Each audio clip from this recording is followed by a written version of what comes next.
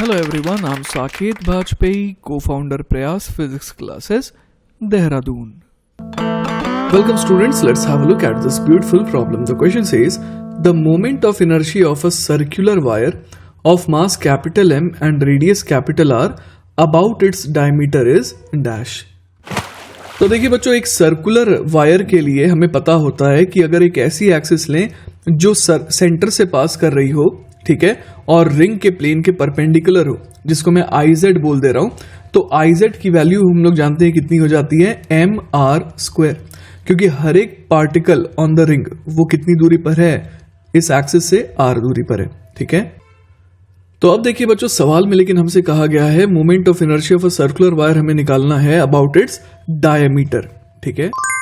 तो देखिए यहां पर बच्चों, मैंने सवाल को सॉल्व करने के लिए दो इस तरीके से डायमीटर बना दिए हैं, एक एक्स एक्सिस के अलोंग, एक वाई एक्सिस के अलोंग, और हम लोग समझ पा रहे हैं कि यहां पर IX और IY दोनों सेम होंगे, सिमिलर हैं दोनों, बिल्कुल, है ना।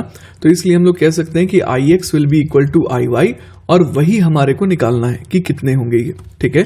तो यहां पर अगर हम लोग कौन से थ्योरम लगाए, परपेंडिकुलर एक्सिस थ्योरम, तो उसके हिसाब से हम लोग कह सकते हैं कि IZ will be equal to IX plus IY, ठीक है। और IX बराबर IY, इसको मैं I बोल दे रहा हूं। तो IZ बराबर हम लोग जानते हैं कि mr² था, तो ये कितने के बराबर आ जाएगा, 2y के बराबर। तो यहां से I बराबर आ गया mr²/2।